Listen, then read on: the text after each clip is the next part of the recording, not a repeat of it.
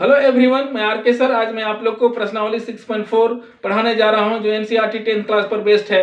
तो चलिए बात करते हैं कथन की। कथन क्या बोलता है? यदि दो त्रिभुजों में एक त्रिभुज की भुजाएं दूसरे त्रिभुज की भुजाओं के समानुपाती अर्थात एक ही अनुपात में हो तो इनके संगत कोण बराबर होते हैं और इसलिए दोनों त्रिभुज क्या होते हैं? समरूप होते हैं। तो दो त्रिभुज की बात की है, तो दो त्रिभुज में पहला त्रिभुज हम लोग लेते हैं।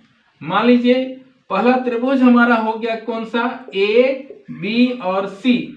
उसी प्रकार दूसरा त्रिभुज, इसको थोड़ा सा बड़ा ले लेते हैं हम लोग ताकि सुविधा हम लोग को बनाने में। ये दूसरा त्रिभुज हो गया डी ई एफ। तो इसको हम लोग सिद्ध करने का प्रयास करते हैं। कैसे? कथन को लिखते हैं। पहले दिया हुआ है, कैसे दिया हुआ है कि ए बी सी तथा डी ई एफ दो त्रिभुज है जिसमें ए बी बटे डी ई, बी सी बटे ई एफ तथा ए सी बटे क्या है? डी एफ है। तो सिद्ध करना है कि कोण ए बराबर कोण डी, कोण बी बराबर कोण ई तथा कोण सी बराबर कोण एफ है। तो ये हो जाएगा तो त्रिभुज क्या होगा? समरूप होगा। तो उसी को मैं लिख दे रहा हूं, ध्यान से देखिएगा, सुनिए, अगर समझने का प्रयास कीजिएगा। क्या बोलता है? दिया हुआ है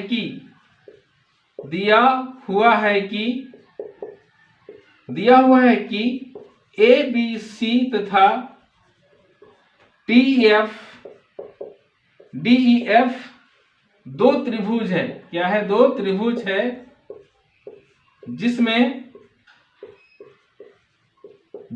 क्या है? ध्यान रखिएगा, जिसमें ए बी बटे डी ई, जिसमें क्या है? ए बी बटे डी ई बराबर बी सी बटे ई एफ, बी सी बटे ई एफ बराबर ए सी बटे डी एफ, ए सी बटे क्या है? डी एफ है। अब तो सिद्ध करना है कि, जब तो सिद्ध करना रहे बराबर आप चेंज कर दीजिएगा, तो सिद्ध करना है कि क्या सिद्ध करना है? कोण ए बराबर कोण डी, कोण ए बराबर कोण डी, कोण बी बराबर कोण बी बराबर कोण ई, कोण देखिएगा कोण सी बराबर कोण एफ, कोण सी बराबर क्या? कोण एफ। ये तीनों कोण बराबर होता है। जब तीनों कोण बराबर होता है तो क्या होता है? इसलिए त्रिभुज ए बी सी समरूप, इस सीन को क्या पढ़ते हैं? समरूप। इसलिए त्रिभुज ए बी सी समरूप त्रिभुज डी ई एफ। समरूप त्रिभुज क्या हो जाएगा? त्रिभुज यहां लिख देते हैं, त्रिभुज डी ई एफ हो गया। ये लाना है हम लोग को, इतना आएगा तो ऑटोमेटिक ये क्या होगा? समरूप हो जाएगा। तो मैं दोनों चीज को मेंशन कर दिया ताकि आपको दिक्कत ना हो। तो अब क्या कर रही है हमको? रचना, इसको आप लोग बनावट भी बोल सकते हैं। रचना क्या बोलता है कि रचना क्या बोलता है? ध्यान रखिएगा, रचना में हम क्या करेंगे कि त्रिभुज डी ई एफ में ये डी ई एफ में जितना बड़ा ए बी है ना उतना बड़ा यहाँ काटेंगे।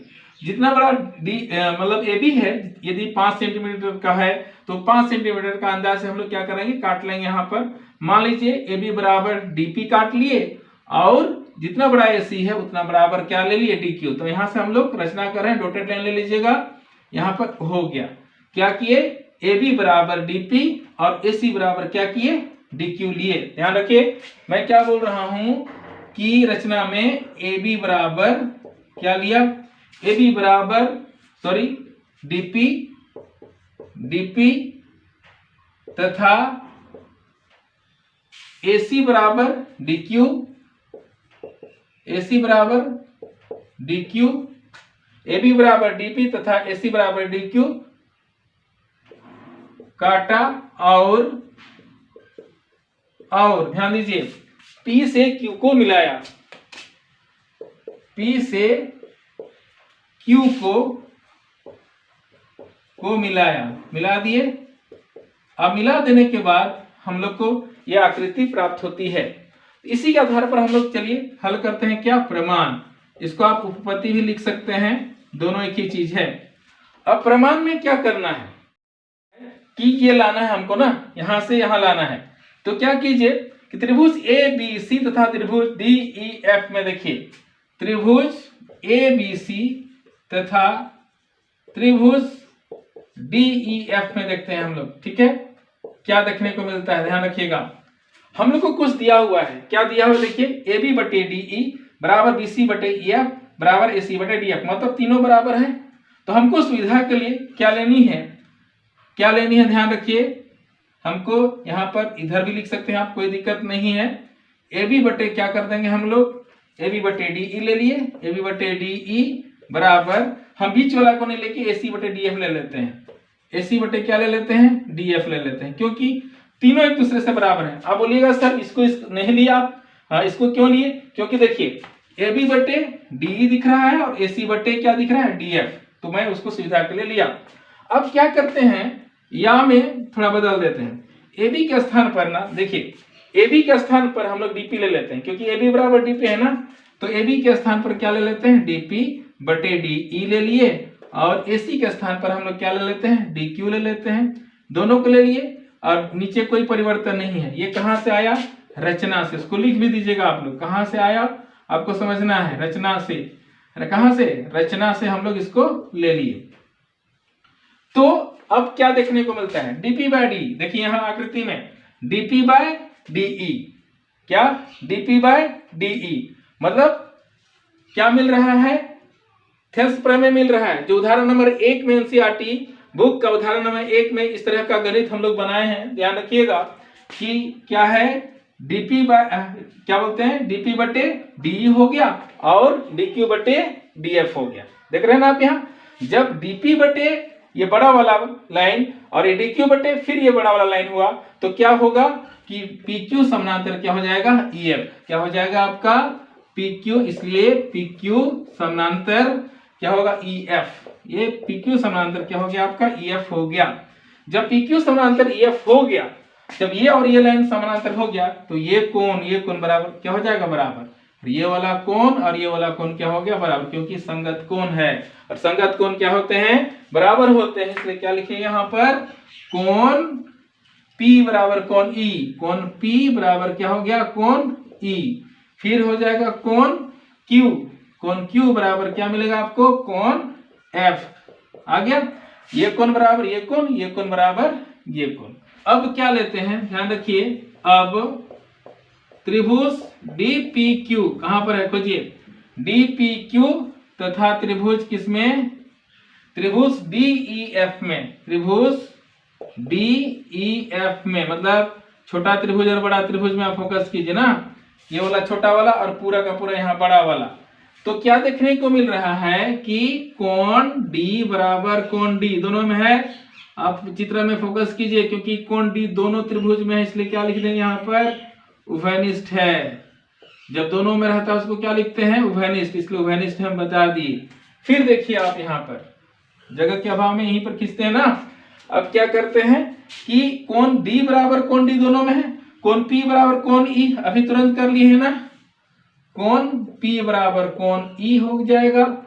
फिर कोण यहाँ देखिए, कोण Q बराबर कोण F हो जाएगा, कोण Q बराबर कोण क्या हो गया, F। जब क्या किए, त्रिभुज का तीनों कोण बराबर, कोण DED दोनों में P और E बराबर, Q और F बराबर, त्रिभुज क्या हो जाता है, समरूप। तो क्या करेंगे, त्रिभुज DPQ समरूप त्रिभुज, ये समरूप का चिन्ह है, थोड़ा बढ़िया से बना दूं ताकि आप लोग भी अच्छे से बनाइएगा। और त्रिभुज क्या, DEF, कहां पर है जी DF, कहां से, ये त्रिभुज DPQ DEF, बार बार बोल रहा हूं, ध्यान से सुनिएगा, ये क्या हो गया, समरूप हो गया। कहां से, एंगल से, चाहे तो इधर आप क्या लिख दीजिएगा, एंगल से, मतलब कोण समरूपता से, यहाँ पर ब्रैकेट डाल के लिख दीजिएगा। जब समरूप हो जाता है तो प्रमेय 6.3 क्या बोलता है कि जब समरूप हो जाता है तो क्या होती है, भुजाएं अनुपातिक होती है। प्रमेय 6.3, ये तो 4 पढ़ रहे हैं ना, प्रमेय 6.3 हमको क्या बताता है कि दो त्रिभुज समरूप होते हैं तो उसकी भुजाएं क्या होती है, अनुपातिक होती है, उसी को फॉलो करेंगे। समरूप हो गया तो DP बटे क्या हो गया, छोटा त्रिभुज का भुजा DP बटे DE, क्या करेंगे यहाँ पर, DP बटे DE कर दिए बराबर, फिर DQ बटे क्या होगा, DF कर दिए, DF कर दिए, फिर बराबर क्या हो गया पी क्यू बटे ई एफ। पी क्यू बटे ई एफ भी आधार है ना, तो क्या कर दिए पी क्यू बटे ई एफ कर दिया मैं। इसको ना हम लोग या करके लिख सकते हैं, बदल दें यहाँ पर, क्या करें यहाँ पर डीपी, डीपी के स्थान पर बदलें। देखिए क्या है ये डीपी, डीपी किसके बराबर है ए बी का, लिखे है ना रचना में हम लोग किए हैं ना, यहाँ पर देखिए कि डीपी बराबर ए बी है, तो इस डीपी के स्थान पर क्या लिख दें ए बी बटे क्या लिख दें डीई लिख दे रहा हूं मैं। फिर ये डी क्यू के स्थान पर क्या लिख देंगे ए सी बटे क्या हो गया डी एफ बराबर, इसको रहने दीजिए पी क्यू बटे क्या हो गया ई एफ आ गया आपका। तो फिर इसको मान लेते हैं समीकरण 1। लेकिन ध्यान रखिएगा ये लेकिन बहुत डेंजर होता है, लेकिन आपको मैं बता दूं कि हमको क्या दिया हुआ है ए बी बटे डी ई, बी सी बटे ई एफ बराबर ए सी बटे डी एफ। क्या हो गया आपका, क्या हो गया ध्यान रखिएगा ए बी बटे डी जो दिया हुआ इसको लिख देते हैं हम लोग ए बी बटे डी ई बराबर क्या होगा ए बी बटे डी बराबर बी सी बटे ई एफ, बी सी बटे क्या हो गया ई एफ बराबर यहाँ फिर है बी सी बटे एफ हुआ ए सी बटे डी एफ, क्या हो गया ए सी बटे डी एफ। मैं इसको कर दे रहा हूं ए सी बटे क्या हो गया डी एफ, या तो इसको आगे पीछे भी कर सकते हैं, कोई फर्क नहीं पड़ता है। इसको आप क्या करते हैं ए बी बटे डी, तो इसके अनुसार में हम लोग सजा देते, ज्यादा बेहतर होगा कि इसको ना पहले कर दीजिए ताकि हमारा मैच करेगा, गणित बनाने में सुविधा होगा। इसको हम लोग क्या कर दें ए सी बटे क्या हो गया डी एफ, ए सी बटे डी एफ। मैं इसको पहले लिख दे रहा हूँ ना ए सी बटे डी एफ, इसको बाद में इसको पहले कर दिया, कोई फर्क नहीं पड़ता, आगे पीछे कर सकते हैं। बराबर क्या कर दिया हम लोग ये बी सी बटे ई एफ को कर दीजिए बी सी बटे क्या हो गया ई एफ, बी सी बटे ई एफ, इसको मान लीजिए समीकरण 2। तो मैं क्या बोल रहा हूं कि समीकरण 1 और 2 से क्या लिखते हैं समीकरण 1 और 2 से, मतलब इसके नीचे का काम है हमारा।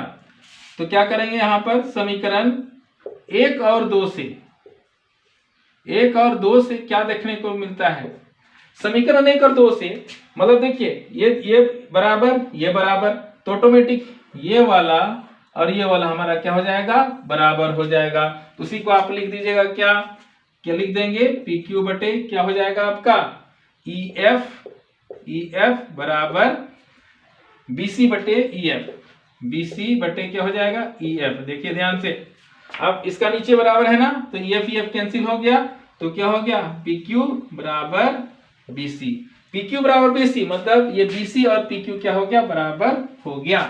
उसके बाद अगला काम है आपका त्रिभुज ए बी सी, त्रिभुज क्या कीजिए ए बी सी तथा त्रिभुज डी पी क्यू में, देखिए डी पी क्यू में थोड़ा सा लंबा है, घबराने वाली बात नहीं है, बहुत आराम से बनेगा। ये डीपी में ये छोटा वाला त्रिभुज में क्या ए बी बराबर पी क्यू है ना, कहां से रचना से ए बी बराबर पी क्यू आपको पता ही है, ए सी बटे डी क्यू, ए सी बटे नहीं ए सी बराबर, मतलब ए बी बराबर डी पी और ए सी बराबर क्या है डी क्यू है। डी क्यू कहां से आपको पता है, फिर भी और एक बार लिख देता हूं रचना से, आपको कोई शक की गुंजाइश नहीं होना चाहिए रचना से। अब पी क्यू बराबर क्या हो गया पी क्यू बराबर बी सी है ना, या उसको बी सी बराबर क्या लिख सकते हैं बी सी बराबर पी क्यू, अभी लाए है ना बी सी बराबर पी क्यू, तो ये मैं बी सी बराबर पी क्यू लिख दिया, सिद्ध हो चुका है। तब आप क्या देखते हैं कि ये भुजा बराबर ये भुजा, ये भुजा बराबर ये भुजा, और ये भुजा और ये भुजा, जब त्रिभुज की सभी भुजाएं, दो त्रिभुज की सभी भुजाएं क्या होती है बराबर होती है, तो त्रिभुज क्या होते हैं सर्वांगसम होते हैं। सर्वांगसम मतलब जिसको इंग्लिश में कॉन्ग्रुएंट बोलते हैं। तो एक चित्र को उठा कर रख दीजिए तो पूरा का पूरा उसमें समा जाएगा। तो सभी भुजाएं बराबर है, इसलिए क्या कर देंगे त्रिभुज ए बी सी सर्वांगसम, ये सर्वांगसम का चिन्ह है, त्रिभुज क्या हो जाएगा डीपीक्यू, डीपीक्यू हो गया ना, कहां से साइड से, मतलब भुजा भुजा समरूपता से, या तो यहां पूरा लिख दीजिएगा साइड समरूपता से, है ना समरूपता से, या तो साइड से क्यों लिखिएगा तो भी चलेगा, समरूपता से हो गया आपका। अब सर्वांगसम हो गया मतलब ये वाला कोण और ये वाला भी कोण भी तो बराबर होगा ना, तो इसलिए क्या लिखिए कोण ए बराबर कोण डी क्या हो जाएगा कोण ए बराबर क्या होगा, कोण डी आपको मिल गया। कोण ए बराबर कोण डी, ठीक है ना, कोण ए बराबर आपको कोण डी मिल गया। उसके बाद आपको क्या है, कोण बी बराबर, देखिए कोण बी बराबर क्या मिला आपको, कोण बी बराबर कोण पी मिल गया ना, कोण पी, क्योंकि भुजा बराबर तो कोण बराबर होना ही है। कोण सी बराबर क्या हो जाएगा, कोण सी बराबर कोण क्यू, कोण क्या हो गया, क्यू।